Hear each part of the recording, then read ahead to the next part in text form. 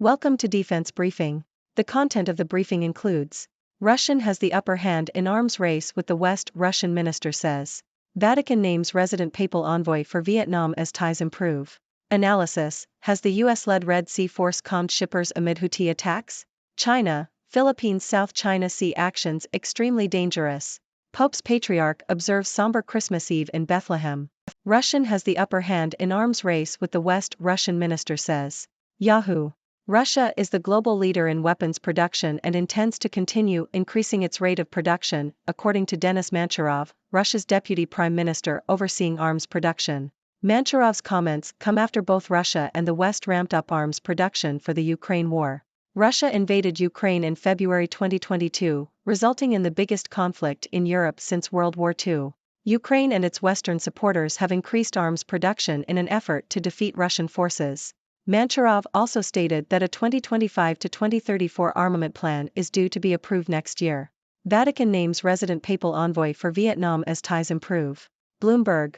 Pope Francis has appointed the first resident papal representative to Vietnam, a move that signifies an improvement in the strained relations between the Vatican and the communist-run nation. The Holy See named Archbishop Marek Zalewski as the resident papal ambassador to Vietnam. Previously, Zalewski was based in Singapore as the non-resident representative to Vietnam. The change in Zalewski's status was agreed upon during President Vo Van Thuong's visit to the Vatican earlier this year. While this appointment falls short of full diplomatic ties, it is a significant step forward in the relationship between Vietnam and the Vatican. Vietnam broke ties with the Vatican in 1975 after the Communists took power, viewing the Catholic Church as too close to France, which had ruled Vietnam as a colonial power. There are nearly 6 million Catholics in Vietnam, making up about 6.1% of the population. The government restricts the number of parishes, requires a yearly plan of religious activities, and does not allow the Catholic Church to own properties. However, Vietnam's constitution allows for freedom of religion, and the government stated that the appointment of the resident papal ambassador is in line with its policy of respecting and ensuring the right to freedom of religion and belief. Analysis: has the US-led Red Sea force calmed shippers amid Houthi attacks? Al Jazeera. A multinational naval force led by the United States to protect maritime traffic through the Red Sea has been weakened after France, Italy, and Spain pulled out of the force, which was set to include warships from over 10 nations. Operation Prosperity Guardian was created in response to attacks on ships by Yemeni Houthi rebels. The U.S. Navy has a large force in the region, but cannot spare many ships for the task. Furthermore, there is political unwillingness for the U.S. to be the only nation attacking Yemen, as it could be seen as direct military action in support of Israel. The decision to deploy to the region was seen as a prudent move, and the U.S. and Iran exchanged indirect statements assuring each other that they did not seek confrontation. However, when the Houthis launched missiles at Israel and U.S. Navy destroyers in the Red Sea, the situation escalated. Many shipping companies shifted to the longer and more expensive route around Africa, leading to increased costs and delays. The U.S. hoped to assemble a force of 20 participating nations for Operation Prosperity Guardian, but high hopes were drowned in refusals. France, Italy, and Spain have indicated that they will only join a mission under EU or NATO command. The UK, Norway, the Netherlands, Greece, Canada, and Australia are still officially on board with the operation. China, Philippines South China Sea actions extremely dangerous. Nikkei Asia. Chinese state media has accused the Philippines of repeatedly infringing on China's territory in the South China Sea, spreading false information, and colluding with extraterritorial forces to cause trouble. The People's Daily, a Chinese Communist Party mouthpiece, wrote in a commentary that the Philippines has relied on U.S. support to continually provoke China, which seriously harms regional peace and stability. Tensions between China and the Philippines have heightened in recent months as both sides trade accusations over a spate of run-ins in the South China Sea. China claims most of the South China Sea, parts of which are also claimed by the Philippines, Brunei, Malaysia, Taiwan, Vietnam, and Indonesia. Pope's Patriarch observes somber Christmas Eve in Bethlehem. Washington Post. The Latin Patriarch of Jerusalem, Cardinal Pier Battista Pizzaballa, has entered Bethlehem in the West Bank to say midnight mass in the Church of the Nativity. The town was unusually quiet and dark due to Christmas celebrations being cancelled as a result of the war in Gaza. The Patriarch stopped briefly to speak to the crowd before entering the church and called for an end to the bombing and for people to be allowed to return to their normal lives. She was a remarkably decent human being. Rosalie Fafinski of Farmington remembered. Yahoo! Rosalie Fafinski, wife of former Farmington Town Supervisor, Ted Fafinski, has died at the age of 81.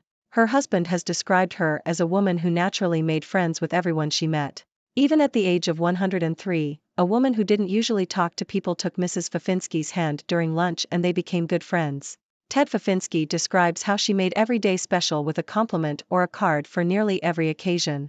Her daughter said family was everything to her mother, but family didn't just mean blood family, but others around you. She was called Auntie Rose by many. The Fafinskis, who met in Syracuse, lived in Syracuse and the Philippines before moving to Farmington in 1986, where they got involved in town activities. Rosalie Fafinski served as the Farmington Republican Committee chair for several terms in the 1990s and as the constituent aide for then State Senator Michael Nottsolio. She was appointed the Ontario County Republican Committee historian and managed her husband's Farmington Town Supervisor campaigns. In 2012, she was named Farmington Citizen of the Year. Sailing milestone, a half-century of starts for a competitor in the Sydney to Hobart yacht race. Associated Press. Lindsay May is set to become the first sailor to take part in the Sydney to Hobart yacht race for the 50th consecutive year. The 62-year-old, who has won the race 3 times, will compete on board Antipodes in the race, which is expected to feature 103 boats. The 628 nautical mile, 720 mile, 1,170-kilometer race starts in Sydney Harbour and finishes in Tasmania.